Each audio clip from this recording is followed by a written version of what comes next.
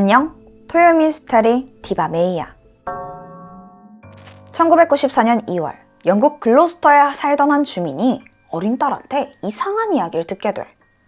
딸한테 루이즈라는 친구가 있는데 얼마 전에 비밀 이야기를 해줬다는 거야. 엄마, 루이즈가 그러는데 비밀 안 지키면 루이즈도 언니 헤더처럼 앞마당에 묻힐 거래. 아무리 철없는 애들의 이야기라고 해도 이건 좀 섬뜩하지 않아? 게다가 헤더가 진짜로 실종됐었거든. 이게 괜한 얘기가 아닐 것 같은 거지. 결국 이 주민은 꺼림칙한 생각에 크로멜가 25번지 앞마당을 살펴봐야 될 것 같다고 경찰에 신고를 하게 돼. 당시 크로멜가 25번지에는 웨스트 가족이 살고 있었어. 경찰이 확인해보니까 첫째 딸 헤더 웨스트가 7년 전에 실종됐더라고. 근데 이상한 게 딸의 실종에 대해서 부부는 별 관심이 없어 보여. 경찰이 실종된 헤더에 대해서 부부한테 물어봤더니 아빠 프레드릭은 애가 가출해서 연락은 안 되는데 들려오기론 매춘부일 한다 그렇게 들었어요. 남일 얘기하듯이 얘기하는 거야. 엄마 로즈마리는 자기는 애가 나가서 어디서 뭐하고 사는지 하나도 모르겠다고 했고, 헤더는 실종 당시에 16살로 미성년자였거든? 그런데도 이 부모가 심드렁한 반응인 게 이상한 거야. 그리고 이 두 사람 대답이 다르잖아. 경찰은 수상함을 느꼈고 이웃 주민의 제보가 신빙성이 있다고 판단하게 돼. 일단 앞마당을 확인해보긴 해야겠는데 부부가 허락하겠어? 결국 영장 들고 다시 찾아왔지. 처음에는 부부가 강하게 반발했지만 경찰이 영장 들고 오는데 어쩔 거야. 결국 마당에는 굴삭기가 들어섰고 모두 긴장한 상황에서 흙이 파헤쳐졌어. 근데 놀랍게도 경찰의 예상은 보기 좋게 빗나가게 돼. 아무것도 안 나왔냐고? 아니, 여기서 나온 시신이 헤더 한 명이 아니었던 거야. 앞에서 발견된 시신은 총 9구. 한 구만 나올 거라는 예상과 전혀 다른 결과였지. 평범해 보이던 이 가정집은 사실 시신으로 뒤덮인 범죄 현장이었어. 도대체 이 집에서 무슨 일이 벌어졌던 걸까? 우선 남편 프레드릭 웨스트. 그는 1941년 9월 29일 영국 시골 동네에서 태어났어. 프레드릭의 가족은 형편이 좀 힘들었거든. 형제자매가 6명이나 되다 보니까 부모님은 쉬지 않고 농사일을 하는 수밖에 없었어. 힘든 상황이지만 이 가족은 항상 화목한 분위기로 보였다고 해. 적어도 겉으로 보기엔 말이야. 사실 이 가족한텐 엄청난 비밀이 있었는데 그건 바로 근친. 프레드릭이 12살이 되던 해에 그는 친엄마에 의해 성관계를 하게 돼. 근데 이게 끝이 아니야. 프레드릭한텐 여동생이 3명이 있었는데 아버지는 세 딸을 성폭행했고 그러면서 자식들한테 이게 정상이다 라는 말을 세뇌시키듯이 맨날 했다고 해. 그런데 이 모든 건 프레드릭의 주장이야. 그러니까 프레드릭만의 주장이었지. 다른 형제들은 그런 사실이 전혀 없다고 말도 안 되는 소리 취급하더라고. 근데 그러면은 프레드릭이 거짓말을 한 건가? 정확히 밝혀진 사실은 없어. 하지만 분명한 건 프레드릭은 근친을 저질렀다는 거야. 20살 때 13살이던 여동생 키티를 성폭행해서 임신하게 만들었거든. 어쩌면 이 사실을 합리화하려고 말도 안 되는 거짓말한 건 아닐까? 물론 이때라도 잘못된 행동에 대가를 치렀으면 좋았겠지만 아니, 전혀. 엄마는 오히려 아들을 싸고 돌더라고. 프레드릭의 주장처럼 부모에게 성적 학대를 당했는지 그런 건 전혀 알 수 없어. 하지만 적어도 잘못된 양육을 받았다는 건 사실이야.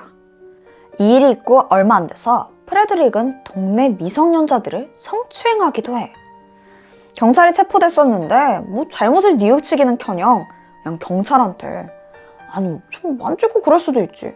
원래 다들 그러지 않아요? 라고 되물었다고 해. 이게 뭔 소리야 진짜. 이 생각 구조 자체가 정상이 아닌 거야.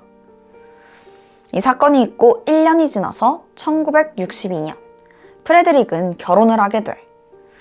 상대는 매춘부로 일하던 10대 소녀 캐서린이었지. 당시 캐서린은 다른 남자의 아이를 임신한 상태였어.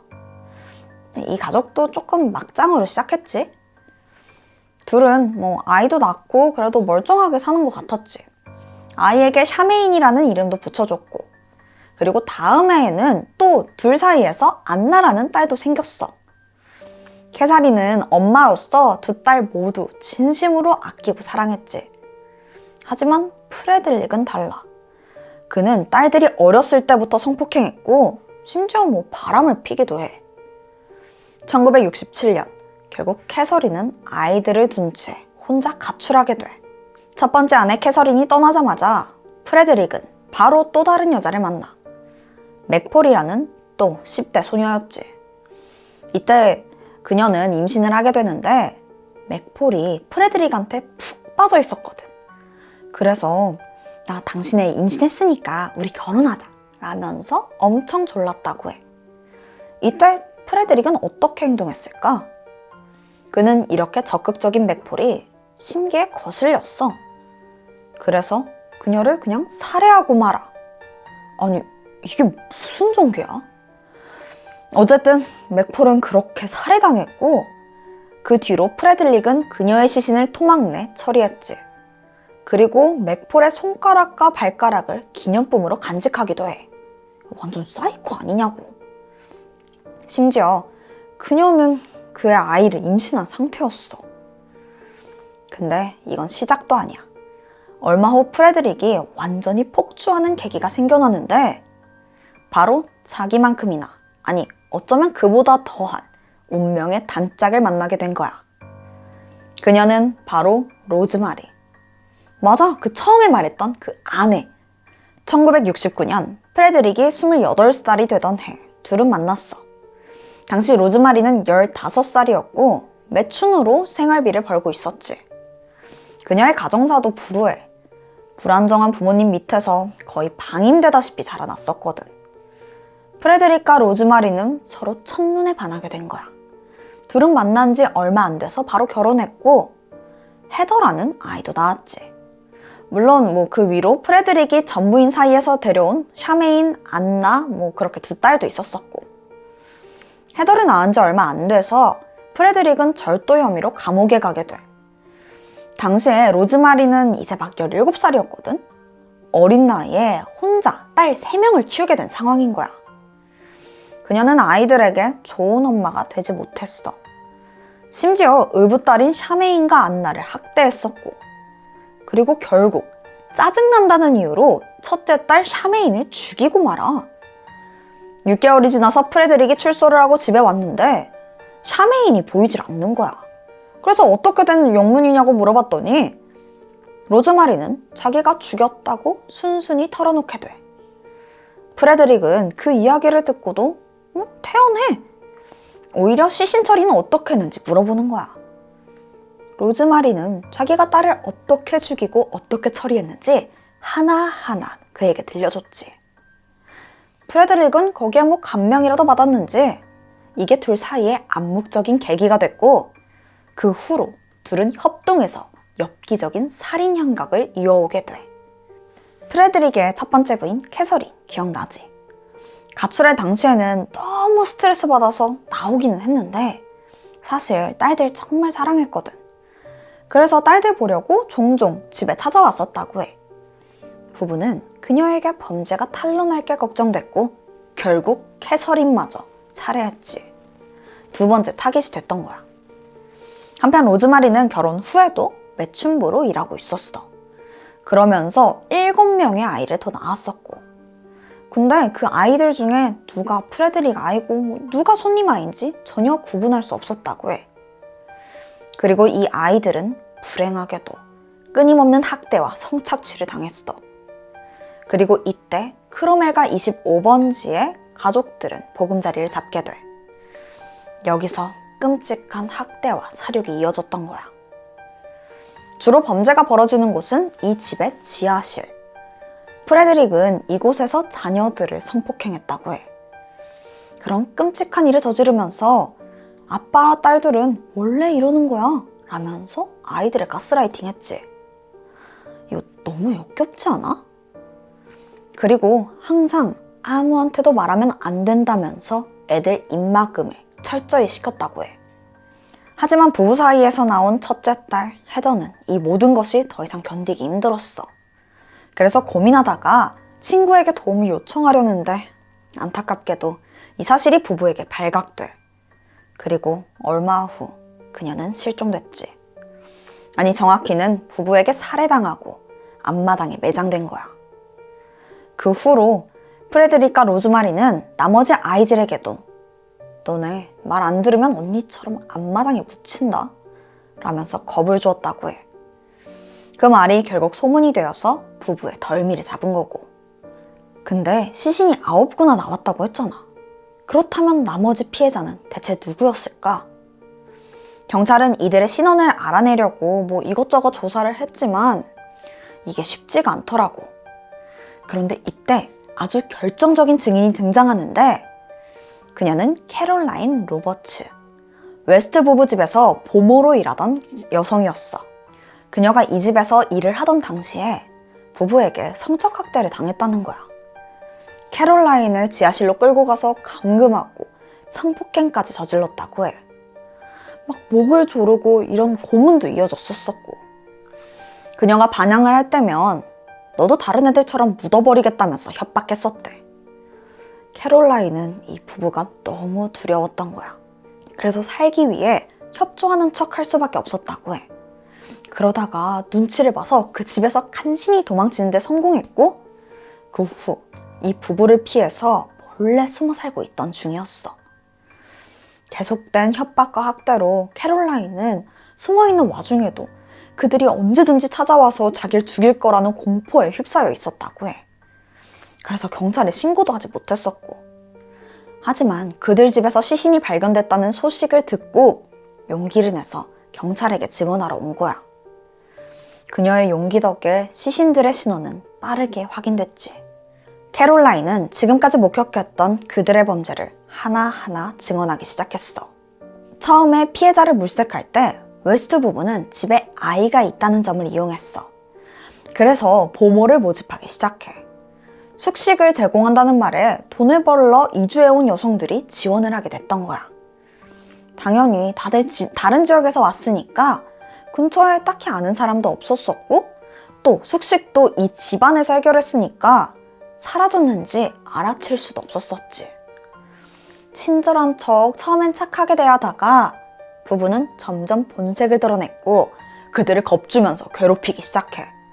처음엔 때리기만 했었는데 갈수록 성적으로 학대하고 고문하고 끝내 살해하게 된 거야. 그리고 시신은 지하실이나 뒤뜰에 파묻었고. 몇 명을 죽이고도 안 걸렸잖아? 부부는 점점 더 대범해졌어. 이젠 직접 거리로 나서서 예비 희생자들을 찾아다니기 시작해. 우선 첫 번째 타겟은 버스 정류장에 줄 서 있는 여성들. 부부가 같이 다니면 피해자가 경계심을 풀 거라는 사실을 이용했지. 버스가 오래 걸린다 싶으면 우리가 태워다 주겠다 라면서 어린 소녀들을 유인한 거야. 지금에야 사람들이 낯선 차에 안 타지. 그 시대 때는 히치하이킹처럼 서로 차 태워주고 그런 게 흔했다고 해. 심지어 부부다 보니까 다들 의심 없이 그 차에 올라탔던 거지. 그렇게 차에 탄 소녀들은 지하실로 끌고 갔고 끔찍하게 고문 후 살해당했던 거야. 부부는 여성들을 납치하고 성폭행한 뒤 살해하고 또 시신을 절단해. 그리고 마당에다가 처리하는 수법으로 계속해서 범죄를 저질러 왔어. 이 모든 사실이 밝혀졌고 프레드릭과 로즈마리는 즉각 체포됐지. 이후 프레드릭은 추가 범행을 자백하기도 하는데 그의 말에 따라서 근처 뒷산을 수색해봤다? 거기에는 시신 3구가 추가로 발견됐다고 해. 그렇게 발견된 시신은 총 12구. 하지만 전문가들은 이 부부가 더 많은 살인을 저질렀을 거라고 추측했어. 자, 그러면 재판은 어땠을까? 얘네 재판에서도 하는 짓이 진짜 가관이야. 프레드릭은 자기 죄 싹 불었거든? 근데 그거 다 자기 혼자 한 거래. 혼자서 단독 범행한 거다라는 거야. 그러면서 아내 로즈마리는 아무것도 몰랐다면서 엄청 감싸고 돌더라고. 아니 근데 피해자 납치할 때 같이 있었잖아. 근데도 프레드릭은 이게 다 혼자 했다라고 한 거지. 근데 왜 그랬는지 알아? 사랑하는 아내 로즈마리를 보호하기 위해서였어. 그녀만큼은 풀려나길 바랬던 거지. 그럼 로즈마리의 반응은 어땠을까? 자기는 진짜 프레드릭 말대로 진짜 몰랐다. 일체 발뺌하더라고. 이런 그녀의 모습을 보고 많은 범죄 전문가들은 로즈마리가 어쩌면 프레드릭보다 훨씬 더 뻔뻔하고 냉혈한 범죄자일 거라고 판단했어. 애초에 생존자들의 증언부터 물적 증거까지 분명 그녀도 같이 공범이라고 가리키고 있는데 어쩜 이렇게 뻔뻔하게 거짓말하냐고. 그녀의 진술도 당연히 앞뒤가 안 맞았고 보통 거짓말 들통나면 결국엔 막 포기하고 자백하잖아. 로즈마리는 뭐 아무리 자기 거짓말인 거 들켜도 눈 하나 깜빡하질 않아. 자기는 진짜 몰랐고 남편 다 혼자 한 거다. 끝까지 결백 주장하더라. 프레드릭과 로즈마리는 조사 내내 철저히 분리돼 있었어. 그러다가 처음 만나게 된 게 재판장이었지. 프레드릭은 로즈마리 오랜만에 만나서 막 가까이 몸 기대고 여전히 막 애정을 표현했다고 했대. 근데 로즈마리? 그걸 싹 무시하는 거야. 프레드릭이 보내는 편지도 다 돌려보냈고. 여기에 충격을 받았는지 결국 프레드릭은 단독 범행이라는 자신의 진술을 뒤집었어. 결국 법정에서 로즈마리와 함께 저지른 범죄라는 걸 시인하게 돼. 그러던 1995년 1월 1일 프레드릭은 수감되어 있던 교도소에서 사망한 채 발견돼. 담요로 목을 매서 극단적인 선택을 했던 거야. 근데 그 옆에 유서가 남겨져 있었는데 로즈, 당신은 내 평생의 연인이야. 우리들의 사랑은 영원해. 곧 생일인데 줄게. 내 목숨밖에는 없네. 미안해. 그리고 사랑해. 너무 소름 끼치지? 로즈마리 배신에 상심해서 스스로 목숨을 끊었을 걸로 추측되기는 해. 근데 이 상황에서도 로즈마리 어땠는 줄 알아? 와, 진짜 냉정하더라. 눈 하나 깜빡 안 하고 일관되게 자기는 무죄다라고 주장하더라고. 하지만 증거는 거짓말 안 하지.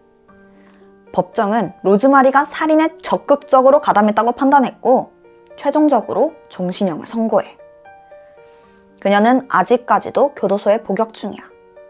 현재 옥중에서도 자기는 억울하다면서 억울함을 호소하고 있지. 프레드릭 그리고 로즈마리 웨스트, 이 두 사이코패스가 함께 이런 끔찍한 범죄를 저질렀다는 게 생각만 해도 너무 충격적이지 않아? 그렇게 결코 만나서는 안 됐던 두 악마의 결합은 끝내 영국 역사상 최악의 살인마 부부라는 오명을 남기고 끝이 났어. 내가 준비한 스토리는 여기까지야. 그럼 지금까지 디바메이. 우린 다음 영상에서 만나.